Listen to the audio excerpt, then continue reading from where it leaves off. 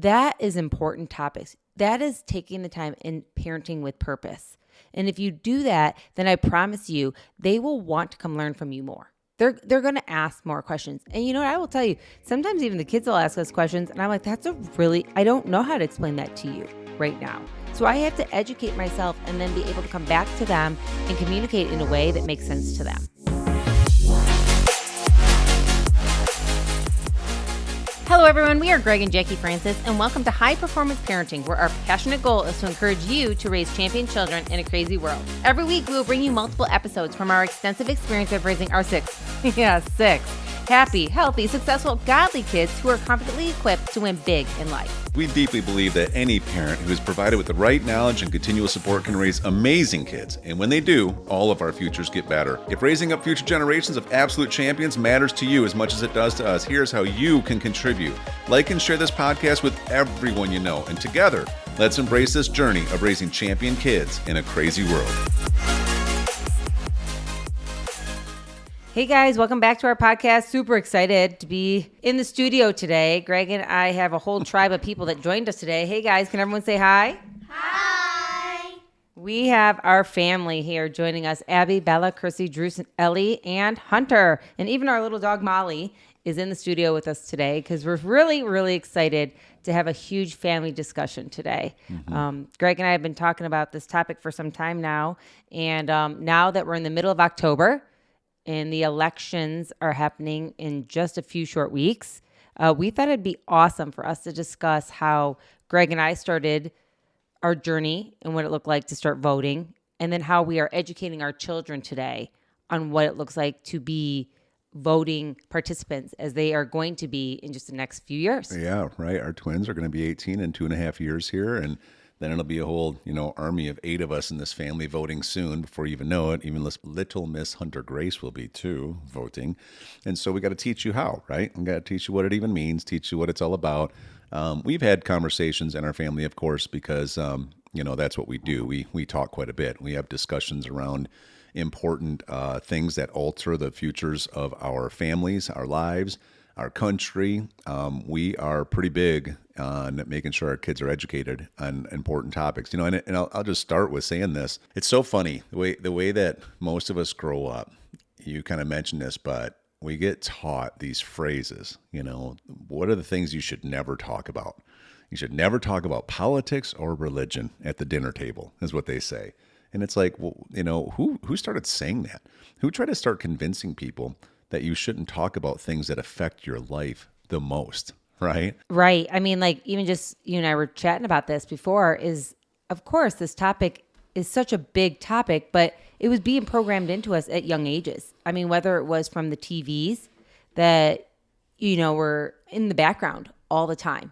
And so naturally, we were being programmed as young children how to think, how to vote, what we were going to do for the future of the country without really understanding if that's how it lined up with you and I. That's right. And, just like many other times, I just encourage, moms and dads to get on the same page about this right away. Yeah. Like, Greg and I started discussing way back when we were dating and everything, on what it looked like for us, even in our political views, because we wanted to be aligned in all areas. And that's the standard of our family, is to be aligned in all areas. Yeah, it's a major part of the secret sauce of why our family succeeds. As a lot of people know, we hear from people that, man, your family is special. I mean, we were just somewhere today doing passport stuff, and the people in there were just like coming up to us just saying, gosh, your kids are so well behaved. Your kids are so friendly. They're so well spoken. They look everything in the eye, like, nice job, well done. It's always warms my heart to hear that. And we didn't walk in prepping everybody like you better be on your best behavior or else. We just all walked in and everybody just does it. But part of the recipe for that has been you and I having this absolute core value that you and me, we get in alignment on everything, like everything. We don't have two different parenting philosophies. We don't have two different disciplining philosophies. We don't have two different financial philosophies. We don't have two different political philosophies, Correct. Right? We don't have different health philosophies, like everything. And even when we have not fully agreed, then there is also times when we will take the time to make sure we work it out. And before we discuss it with our kids. Yeah. And so definitely when it came to this, this was something that we discussed way before when we were like first dating. And then as we moved on to get married and everything like that, what it was going to look like for us to be in alignment when it came to our political views. And then eventually, as we had our children, how do we want to teach them the importance of it? And I mean, you and I were just discussing a little bit ago that you didn't even really understand the importance of voting until you were late 20s. Yeah.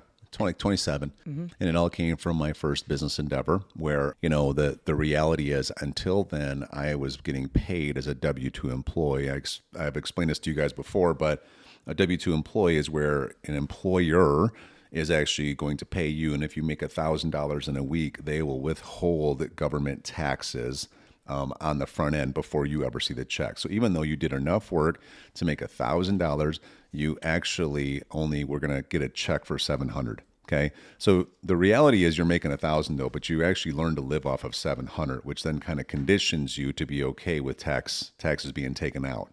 And if you live your whole life that way, it just kind of becomes second nature. Well, that's where I was as an engineer. And then eventually I got my own independent business. I became self-employed, and then you get paid in the form of what's called a 1099, which means that I'm responsible to basically get all my money on the front end. I make my full $1,000.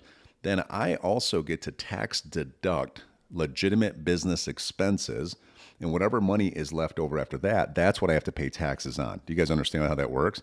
So if I make $1,000, Bella, okay, but let's say I bought a computer for $500. Okay. Well, now really my money that I've actually earned as profit is only $500, not $1,000. So now I'm only going to get taxed 30% on that. So I only paid $150 of taxes in versus $300 in off the $1,000. Does that make sense? So that's why business deductions really matter to learn these things, because they're legitimate. One of the reasons we have those is because our founding fathers were very pro-business ownership. They were pro everybody being able to take care of themselves. But, when I got my first endeavor, I all of a sudden I'm getting this money coming in. And then at the end of the year, the government's saying I owe them this many tens of thousands of dollars. And I'm like, wait a minute, what are you talking about? I haven't had to write money in for ever. Usually I get a refund, quote, at the end of the year. It's always funny when people say, I got my big tax refund. You didn't get a refund, okay? No. They took all your money and used it. And now whatever was left over that they shouldn't have had to begin with, they're giving you back your money. Right? You got to know how to package this stuff right in your mind. But most people don't ever even get taught this stuff. So first endeavor, had to start writing checks in. And I'm just like, wait a second. Why am I writing so much money? What does all this money go towards? Like, who actually is in charge of where it gets distributed? It's supposed to be used for making our country better in some way, or our state better in some way. But how do I even know what it's being used for? And then who are these people that get to make the decisions? How do they actually get elected or decided that they get to make such important decisions off of all of our paychecks, And so this is when I started asking other business owners questions. I started saying, tell me more about taxes. Tell me more about, how this works. Tell me more about, honestly, it was even questions like, how do I not give half of my money away to a government that I don't even know where the money goes to, right? Right. You start doing research is the important tip here. Is like we explain to our kids all the time, do real research from credible sources so that you can get real answers so you can make educated decisions. And so early on, when you started studying this stuff, you started asking questions to the right people and then going and checking it out yourself. I mean, we tell people all the time, go check the facts out yourself. Don't just listen blindly. Educate yourselves. And that's one thing I love about even what our church does. They're always giving us information to go and check ourselves. I mean, whenever there's any important things that they're discussing, whether it's finances, whether it's politics, whether it's faith questions, they say, hey, is that the person up here discussing it all? Go find for yourself. Check out some great resources. Right. And I think that's the whole key here is teaching yourself first and then being able to educate your children on what good resources look like. Mm-hmm. Yeah, I mean, our stance is that, true church leadership actually addresses all societal things going on currently. You know what I mean? We don't like play PC. We don't say, oh gosh, what if we lose a member because somebody gets offended? We better not talk about politics because what if some people don't think the way you think? It's like, no, we got to educate people on truth. And so if that's offensive, I mean, that makes sense. The word of God promises that the truth will always be offensive, that it will always be divisive.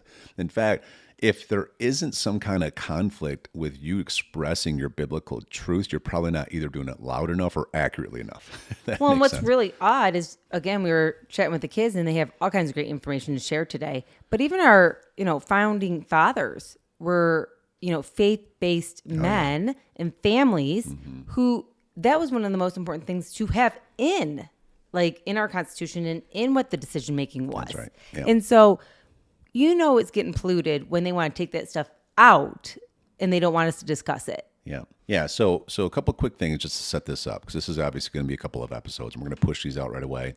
But number one, when it comes to making any kind of decisions that are this important, you have to learn to be an independent thinker. And you guys know this. We talk about guarding our eye gates and ear gates all the time, right? Why? Because whatever you put in stays in, and if you put too much of something in, then it starts literally molding your mind to believe whatever you've been seeing or hearing over and over again. This is what people that run TV stations and they run internet stuff, they know this. That's why people spend millions of dollars in just making sure you see stuff constantly, because the more you see it, the more you hear it, the more you believe it. And so you can get to a point where literally, you can hear a lie 1,000 times and eventually you believe it's truth. Right. If somebody told you our wall here, it's white. If somebody told you every time you walked in here as a young kid that this wall is actually red, and they told you that every single time, eventually you would actually come in here and you'd argue with someone else about how that's red and that's not white. Is it true? No, it's not true, but it's all you've learned. It's all you've heard. And there's a lot of people that get a lot of stuff force fed down their, in their ear gates and their eye gates. And you got to be really careful about that. So the first thing is you got to realize that there is such a thing as propaganda. What that means is someone intentionally trying to program you to believe the way they want you to believe. Okay. And so when you see that, you got to say, okay, just because I'm seeing that doesn't mean that's true. Just because I'm hearing that doesn't mean it. Just because someone's angry about that doesn't mean I should believe them. I need to be an independent thinker. I need to ask questions. I need to say why. I need to use my head. I need to not just say, okay, tell me what to think. No, I'm going to learn how to think on my own. It's so important, you guys. Right?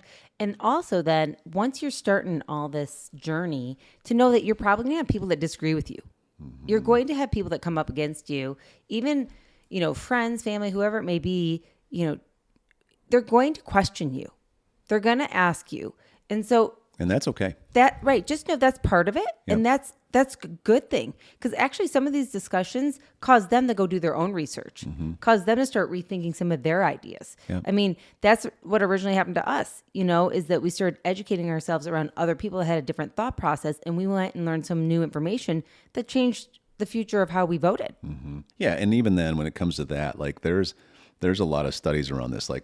You can get manipulated through fear also. I just read this the other day. I can't remember which book it was even in, but it's so applicable to this. And they said they put 5 monkeys, it was an experiment. They put 5 monkeys in this cage and they would hang bananas from the top, right? So the monkeys would get hungry eventually.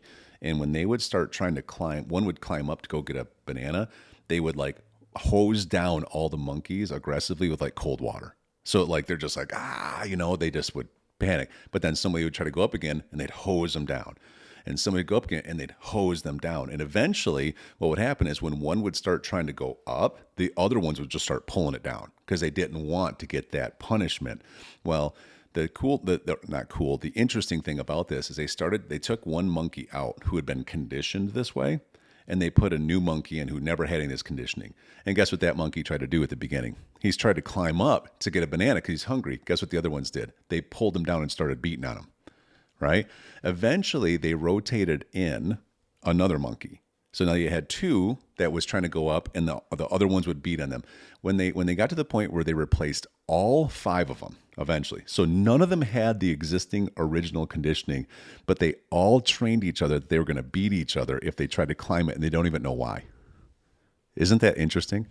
You see this kind of stuff, especially in the political area, where it's hey, you should never talk about politics, and if you do, you're a bad person. Right? Or if you vote for this person, then you're evil or you're wrong, right? And next thing you know, you start getting shamed into almost being well, maybe I just won't vote at all, or maybe I should never talk about my Right, voting stance. right. It's the same kind of concept, and it's really societal, and you have to work on this. So it's just interesting. You got to realize that there's a lot of this that goes on. There's a lot of people that when they get a high level of power, they don't want to use it properly, and they don't want to let go of the control at all. So they'll do almost anything to try to get people to be swayed and convinced to be able to vote for them. And that's why discussing all this with your family is so important. Because otherwise, by default, your children are going to learn this information, whether you teach it to them or not. Whether you decide to step in, again, and They're press going to in. learn some information. Yeah. Mm-hmm. Exactly. So Yep. whether you step in and press in and decide to actually help educate your family, is up to you.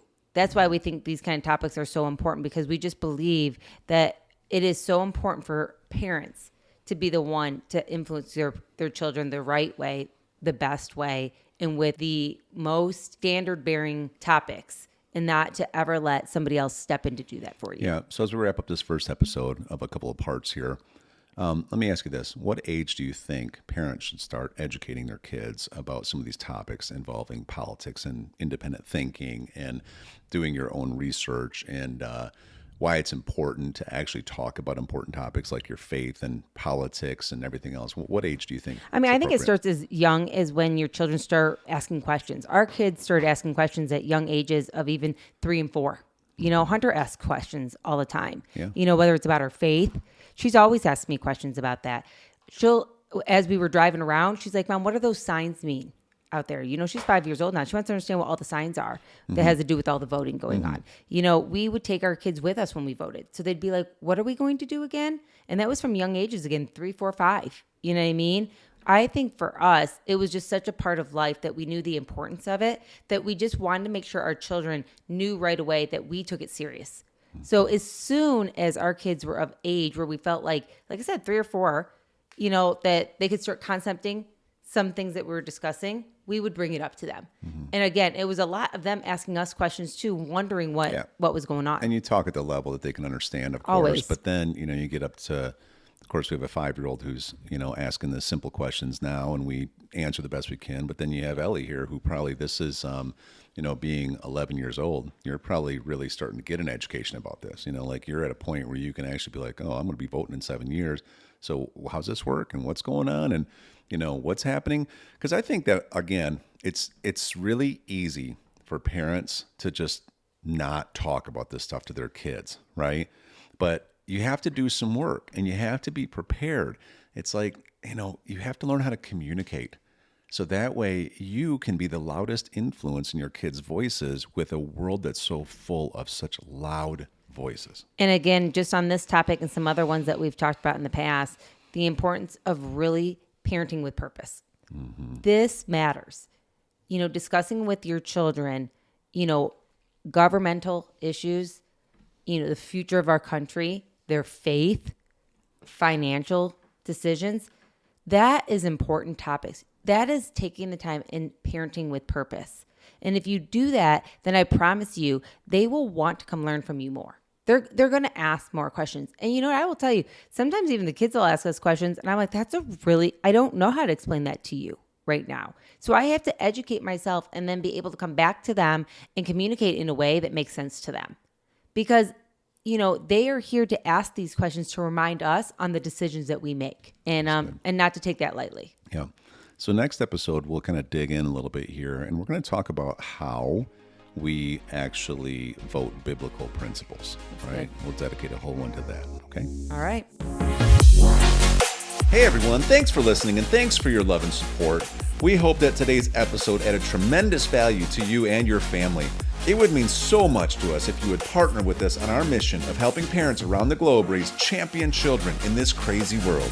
To do so, simply take a moment to like and share this podcast with everyone in your network. See you next time.